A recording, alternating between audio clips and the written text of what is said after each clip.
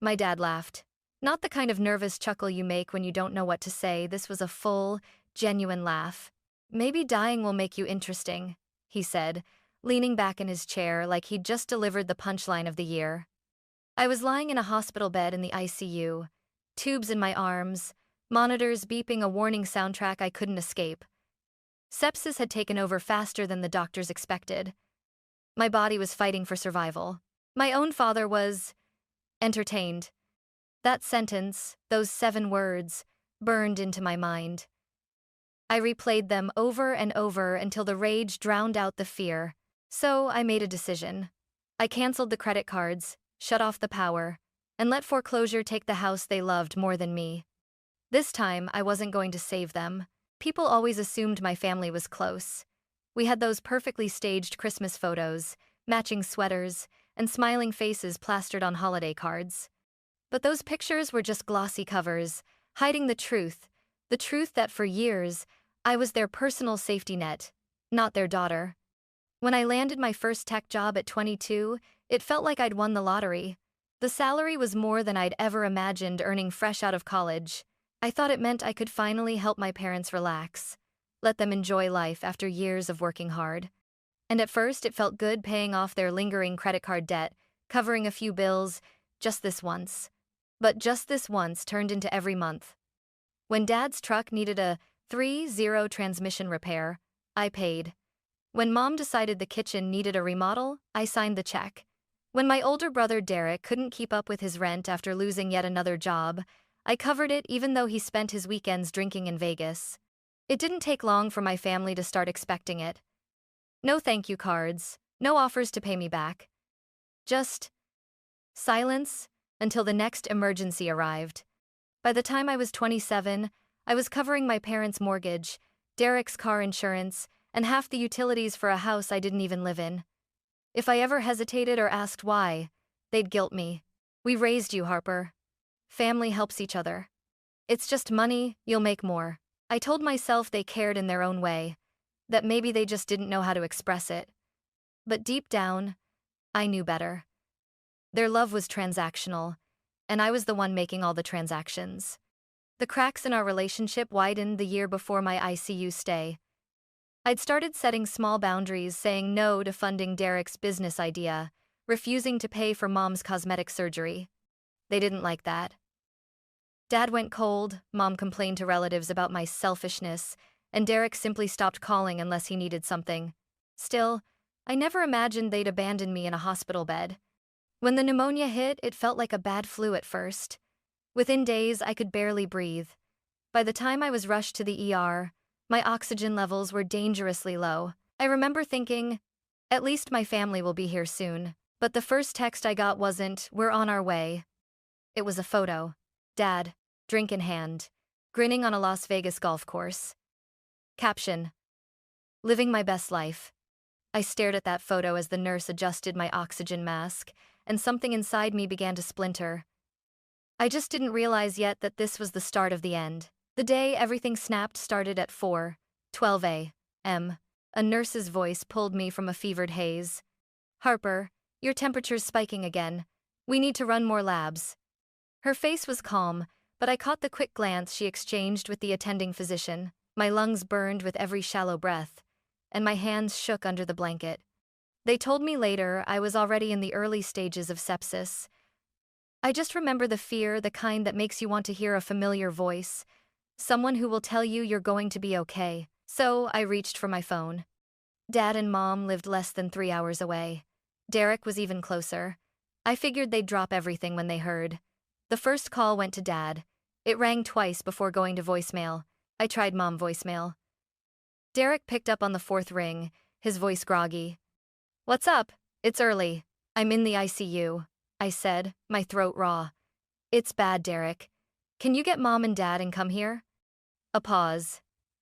"Yeah, probably not. They're in Vegas this weekend. Dad's got some golf thing. Mom's at the spa. I'm here for the blackjack tables." I thought I'd misheard. "You're in Vegas too?" "Yeah, why?" "Because I'm in a hospital bed with an infection that might kill me, that's why." He sighed, like I was overreacting. "Look, I'll let them know, but it's all prepaid. Flights, hotels, you get it.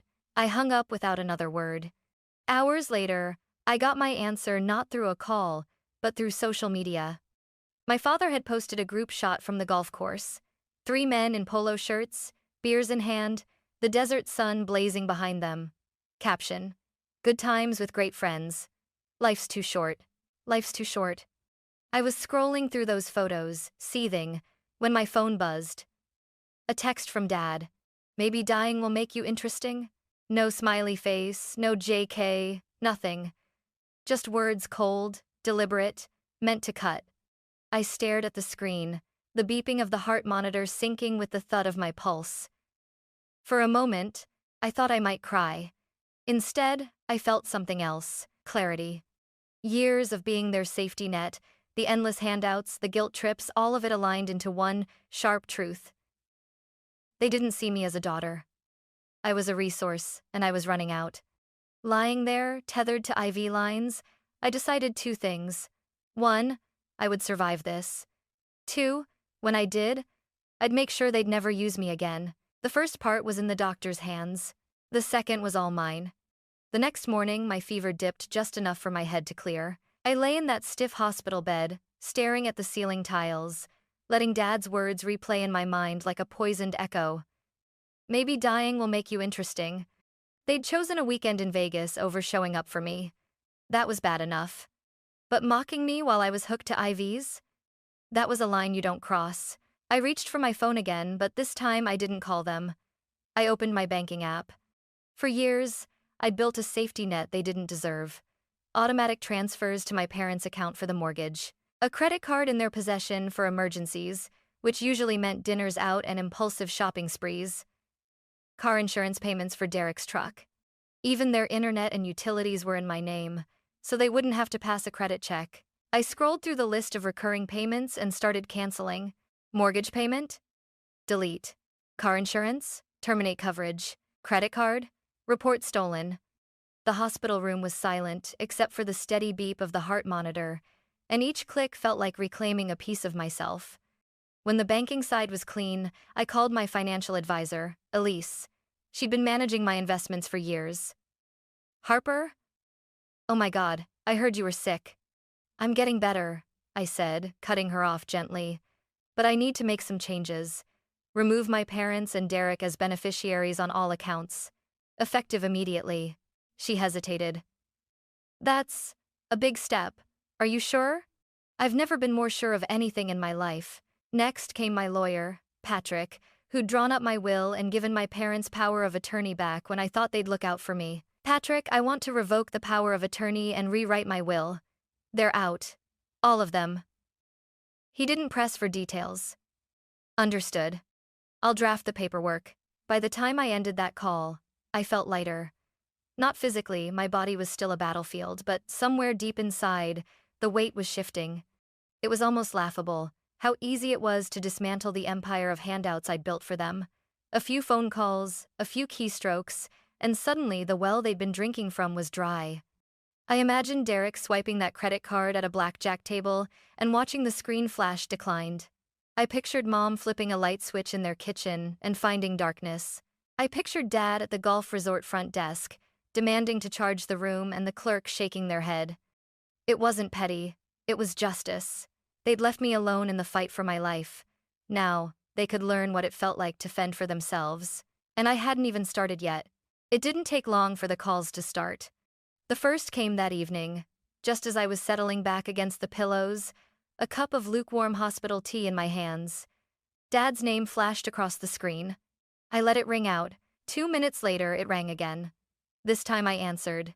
Harper, he said, his voice tight. There's something wrong with the credit card. It was declined at dinner. I kept my tone flat. That's strange. Maybe call the bank? We did. They said it was reported stolen. Did you? Yes, I said, cutting him off. While I was lying in the ICU and you were golfing in Vegas. Seemed like someone else was using it. Silence. Then, Harper, be reasonable. We're stuck here without money. I thought you paid for the trip yourselves. That's what you told me. Click. I hung up. 5 minutes later, Derek called. What the hell, Harper? You stranded us. The hotel says we need to pay for another night and we can't. Mom's freaking out. Maybe pawn something, I suggested. Or call one of your business partners. You're unbelievable. Funny. That's exactly what I think about you. The calls kept coming, Mom sobbing into the phone, Derek swearing, Dad alternating between calm negotiation and sharp threats. By the third round, I put my phone on silent. Somewhere around midnight, I drifted into the deepest sleep I'd had in years. The next update came the following afternoon from my friend Mia, who had spotted Derek's Instagram story. It was a shaky video of him and Dad arguing with the hotel front desk clerk. The caption read, "Some people just don't understand loyalty." I almost laughed. Loyalty, coming from them, was like hearing a thief complain about getting robbed. 3 days later, I was released from the hospital. I'd lost weight, my muscles felt like jelly, but I was alive, and I was ready. Back in my apartment, I moved on to phase 2, utilities. The electric account in my name? Cancelled. Gas? Cancelled. Internet? Gone. Even their phone plan, which I'd been paying for since Derek was in college, was terminated. That's when the voicemails took a darker turn. "You're ruining us, Harper," Mom's voice cracked. "The bank says they're starting foreclosure proceedings. Do you know what that means?" "Yes," I said to the empty room as I deleted the message. "It means you'll finally have to stand on your own 2 feet." And that was the point. For years, I'd been the cushion between them and the consequences of their own choices. Now, for the first time, they were falling and there was nothing soft to land on. At first, their calls were drenched in desperation, shaky voices, long pauses, words meant to tug at my heart. "Harper, sweetie," Mom whispered in one voicemail. "We made mistakes, but you can't just leave us like this. We're family. We need you." I almost believed her for half a second. Then I remembered her sipping champagne in a Vegas spa while I was struggling to breathe. By the end of that week, the tone had changed. Derek was the first to snap. "You think you're better than us now? Sitting in your fancy apartment while we're freezing? You're a joke, Harper. You'll regret this." I didn't answer. Next came the guilt trip from Dad. "I know things were said, but you've got to understand. We didn't mean them. We were just distracted. Don't punish your whole family over one bad moment." One bad moment. As if years of exploitation could be reduced to a slip of the tongue. Then came the manipulation. A woman named Kayla called, claiming to be a friend of my mom's. She launched into a rehearsed speech about how Mom was falling apart and needed her daughter's support. Halfway through, I interrupted. "Kayla, is Mom sitting right next to you?" A beat of silence. "Yes, tell her I said goodbye." Click. When that failed, they went public. One morning, I woke up to 20 missed notifications. Derek had posted a rant on Facebook. "Imagine leaving your parents homeless after they raised you. My sister's success has turned her into a monster." The comments were a mix of strangers offering sympathy and people who actually knew me, calling him out. My college roommate wrote, "Didn't your dad laugh at her when she was in the ICU?" Another friend posted screenshots of my parents' Vegas trip, complete with timestamps. Within hours, the thread was a dumpster fire of exposed receipts and family drama. Derek deleted it, but not before it had been shared over 100 times. That's when the harassment started. Blocked numbers calling at all hours, hang-ups, someone pounding on my apartment door at midnight, then disappearing before I could reach the peephole. The breaking point came on a Tuesday afternoon. My office security guard buzzed me from the lobby. Harper? There's a man and woman here asking for you. Say they're your parents." My stomach turned. "Don't let them up." "I already didn't," he said. "But they're insisting." I walked to the elevator just in time to see them arguing with him by the glass doors. Mom spotted me, her face a mask of fake relief. "Harper. Finally. Please. Just 5 minutes." "Security," I said calmly. "These people are harassing me. Please escort them out." They shouted my name as the guards ushered them toward the street. For the first time, I didn't feel guilt. I felt free. By the time the second week rolled around, the line between desperation and outright warfare had vanished. They were no longer just calling me, they were using anyone and everyone as messengers. Old neighbors, distant cousins, even a woman I hadn't spoken to since high school reached out to mediate. Every message had the same undertone: give them back their lifeline, or else. The or else arrived on a Thursday night. I was halfway through dinner when my phone lit up with a string of screenshots from Mia. Derek had posted on Instagram again a grainy photo of me at a college party years ago, drink in hand, captioned, "Some people act all high and mighty now, but they've always been reckless. Guess money just makes them colder." Within minutes, my inbox was flooded with strangers commenting on my looks, my job, my character. But the thing about playing dirty online is that it leaves a trail, and my friends knew exactly how to follow it. By morning, the post was deleted, replaced by a vague apology about family misunderstandings. Too late. I had the screenshots.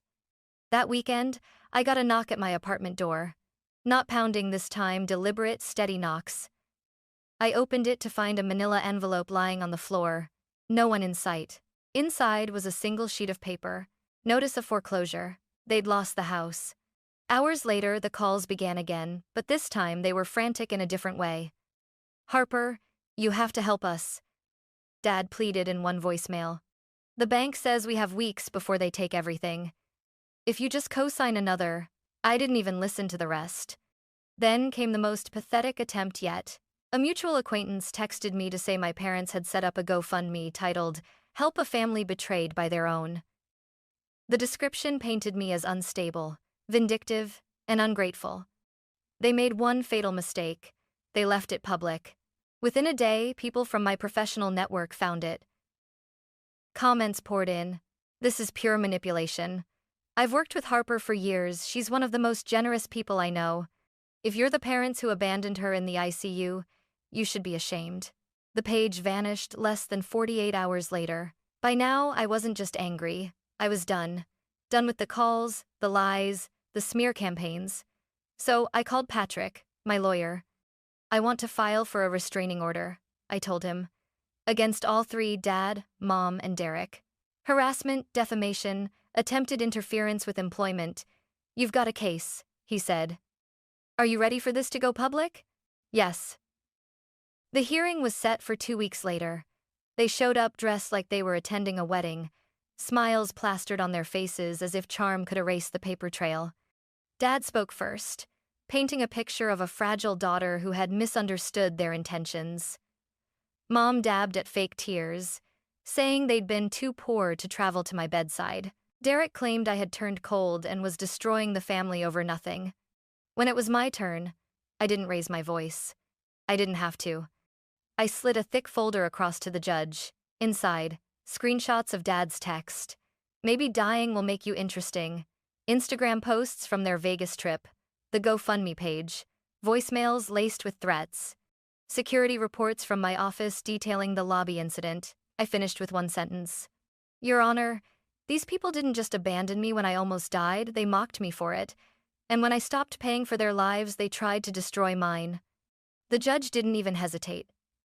A temporary restraining order was granted on the spot, with a hearing for a permanent one scheduled a month later. As we left the courtroom, Mom reached for my arm. "Harper, we can work this out." I stepped back. "No. You made lawyers and judges necessary when you chose harassment over accountability." 3 weeks later, the permanent order was issued. No contact, no proximity within 500 feet, no posting about me online. Violation meant arrest. The silence that followed was the sweetest sound I'd heard in years. The day after the restraining order was finalized, I woke up without the familiar knot in my stomach. No buzzing phone, no new smear post to screenshot, no pounding on my door. Just quiet. It was the kind of quiet that makes you realize how loud the chaos used to be. A week later, Mark, my old boss, called. "Harper, I know you're still recovering, but there's an opportunity you need to hear about." The opportunity was a director of cybersecurity position at a fast-growing tech firm, Argent Solutions.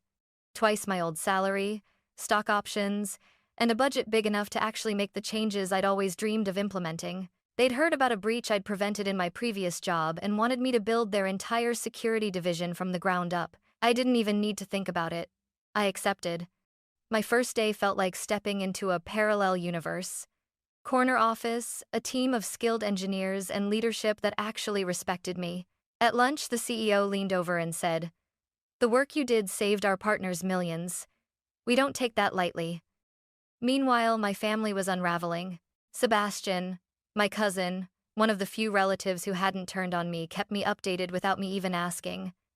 "Derek's out of work again," he said in one call. "Your mom's been posting those vague Facebook statuses about being betrayed by blood. Your dad's picking up shifts at a warehouse. They're renting a one-bedroom and arguing constantly." I didn't feel satisfaction, exactly. More like a deep, unshakable certainty that I'd made the right call. Then came the story that made me laugh out loud. Sebastian called, voice half amused, half embarrassed. "Your mom got caught shoplifting, makeup and a wedge of imported cheese. She told the store manager it was your fault." "Let me guess," I said. "She told him I abandoned her while she was struggling." "Exactly. But the manager's daughter had been in the ICU last year. He wasn't buying it. The charges were eventually dropped, but the story made the local news. The headline, 'Local Woman Blames Daughter for Shoplifting Arrest,' was enough to make sure the gossip reached every corner of town. While they were busy blaming me for their own downfall, I was building something worth protecting. My apartment lease ended, and I bought a house in the hills with a view of the city skyline. I adopted a golden retriever named Cooper, who greeted me like I was his entire world every time I walked through the door. I started hiking again, joined a cooking class, and even let myself date without the constant fear that someone would try to dig into my family drama. That's how I met Daniel, a financial analyst with a dry sense of humor and a knack for remembering the smallest details. From the start, I told him the truth that my parents and brother were out of my life for good. I expected him to flinch, maybe even walk away. Instead, he said, "It sounds like you did the healthy thing. Most people never get out."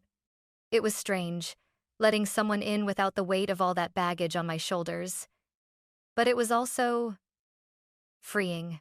For the first time in years, my life was mine. It had been nearly 2 years since the Vegas weekend when I spotted him, my father, in the frozen foods aisle of the local grocery store. He looked smaller somehow, thinner, older, like life had chipped away at him piece by piece. He was holding a coupon booklet in one hand, studying the sales on generic frozen dinners. When he noticed me, his expression shifted from surprise to something I couldn't quite name. Maybe shame, maybe resignation. "You look good," he said quietly. "Healthy, I am," I replied. He hesitated, then spoke. "I know we messed up, Harper. I know we failed you when you needed us most. I don't expect forgiveness, but I wanted you to know I understand what we lost." It was the first time any of them had taken responsibility. No excuses, no spin. "Thank you for saying that," I told him. "But understanding what you lost doesn't undo the damage." He nodded slowly. "I know. I hope someday you might give us a chance to show we've learned." "Maybe someday," I said, though we both knew the chances were slim. Right now, I'm focused on the family I'm building with people who actually care. As I walked away, I felt an unexpected pang. Not guilt, not regret, but pity. Pity for someone who had traded love for control and ended up with neither. That night, I sat on the veranda of my new home, Daniel beside me, Cooper asleep at our feet. The city lights twinkled below, a quiet reminder of how far I'd come. I thought about that girl in the ICU, fever burning through her, believing her family would come. I thought about the text that shattered that illusion. "Maybe dying will make you interesting." And I thought about how, in that moment, I chose myself. The strange thing about revenge is that the best kind isn't about hurting those who hurt you. It's about living so well that their absence becomes a blessing, not a wound. They assumed losing me would be temporary, that I'd crawl back with my checkbook and my forgiveness. Instead, they lost the best thing that had ever happened to them, and I finally got the life I'd been too busy funding theirs to realize I wanted. That's a trade I will make every single time.